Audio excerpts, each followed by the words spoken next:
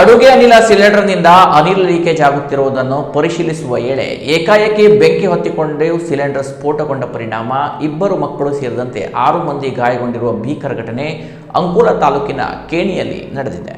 ಅಂಕೋಲಾ ಪಟ್ಟಣದ ಕೇಣಿ ಹೈಸ್ಕೂಲ್ ಹಿಂಭಾಗದ ಗೌಂಕರವಾಡದಲ್ಲಿರುವ ನಿವೃತ್ತ ಶಿಕ್ಷಕ ಗೌರೀಶ್ ನಾಯ್ಕ್ ಅವರ ಮನೆಯ ಎದುರಿನ ಬಾಡಿಗೆ ಮನೆಯಲ್ಲಿ ಈ ಅಗ್ನಿ ಅವಘಡ ಸಂಭವಿಸಿದೆ. ಹೊನ್ನಿಕೇರಿ ಮೂಲದ ಸುದರ್ಶನ್ ಲೋಕಪ್ಪ ನಾಯ್ಕ್ 48 ವರ್ಷ ಅವರ ಪತ್ನಿ ಮತ್ತು ಮಕ್ಕಳೊಂದಿಗೆ ಈ ಮನೆಯಲ್ಲಿ ವಾಸವಾಗಿದ್ದರು. ಘಟನೆಯಲ್ಲಿ ಸುದರ್ಶನ್ ಲೋಕಪ್ಪ ನಾಯ್ಕ್ 48, ಅವರ ಪತ್ನಿ ರೂಪಾ ದರ್ಶನ್ ನಾಯ್ಕ್ 43 ವರ್ಷ, ಪುತ್ರ ಶಿವಪ್ರಸಾದ್ 12 ವರ್ಷ, ಸಿಲಿಂಡರ್ ಪೂರೈಕೆ ಸಿಬ್ಬಂದಿ ಶ್ರವಣ್ ಬಂಟ್ 55 ವರ್ಷ, ಮನೆಯ ಮಾಲಕಿ ಗಿರಿಜಾ ಗೌರೀಶ್ ನಾಯ್ಕ್ 50 ವರ್ಷ ಹಾಗೂ ಅವರ ಮೊಮ್ಮಗ 4 ವರ್ಷದ ಕೃಷ್ಣ ಗಾಯಗೊಂಡಿದ್ದಾರೆ. ಸುದರ್ಶನ್ ನಾಯ್ಕ್ ಹಾಗೂ ಶ್ರವಣ್ ಬಂಟ್ ಅವರಿಗೆ ತೀವ್ರ ಸುಟ್ಟ ಗಾಯಗಳಾಗಿದ್ದು ಇಬ್ಬರ ಸ್ಥಿತಿಯು ಗಂಭೀರ ಎನ್ನಲಾಗಿದೆ. ಮನೆ ಬಳಕೆಯ ಅಡುಗೆ ಅನಿಲ ಸಿಲಿಂಡರ್ನಿಂದ ಅನಿಲ ವಾಸನೆ ಬರುತ್ತಿದ್ದ ಹಿನ್ನೆಲೆಯಲ್ಲಿ ಸಿಲಿಂಡರ್ ಪೂರೈಕೆಗೆ ಸಿಬ್ಬಂದಿ ಶ್ರವಣ್ ಬಂಟ್ ಅವರನ್ನ ಕರೆಯಿಸಿ ಲೀಕೇಜ್ ಪರಿಶೀಲನೆ ನಡೆಸಲಾಗುತ್ತಿತ್ತು. ಈ ವೇಳೆ ಏಕಾಏಕಿ ಬೆಂಕಿ ಹೊತ್ತಿಕೊಂಡು ಸಿಲಿಂಡರ್ ಸ್ಫೋಟಗೊಂಡು ಮನೆಯೊಳಕ್ಕೆ ಹರಡಿದ್ದ ಅನಿಲ ಉರಿದು ಭಾರಿ ಅಗ್ನಿ ಅವಘಡ ಸಂಭವಿಸಿದೆ. ಘಟನೆಯ ಸಮಯದಲ್ಲಿ ಮನೆಯ ಮಾಲೀಕರ ಮೊಮ್ಮಗ ಕೃಷ್ಣ ಆಟವಾಡಲು ಸುದರ್ಶನ್ ನಾಯ್ಕ್ ಅವರ ಮನೆಗೆ ತೆರಳಿದ್ದನು. ಅವನನ್ನು ಕರೆತರಲು ಅರ್ಜಿ ಗಿರ್ಜಾ ನಾಯ್ಕ್ ಅಲ್ಲಿಗೆ ಬಂದಿದ್ದ ವೇಳೆ ದುರ್ಘಟನೆ ಸಂಭವಿಸಿದ್ದು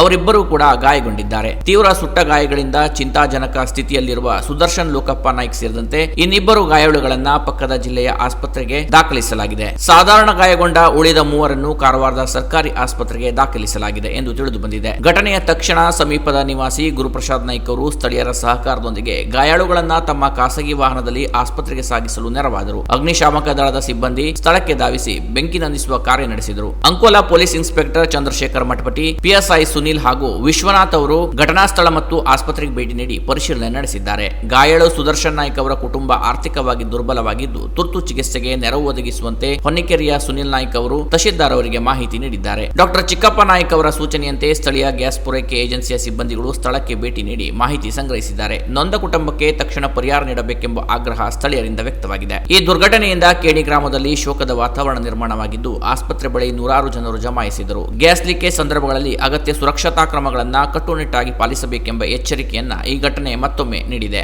ಗಾಯಾಳುಗಳ ಆರೋಗ್ಯ ಸ್ಥಿತಿ ಕುರಿತು ಹೆಚ್ಚಿನ ಅಧಿಕೃತ ಮಾಹಿತಿ ನಿರೀಕ್ಷಿಸಲಾಗಿದೆ. Canara plus news, Ankola.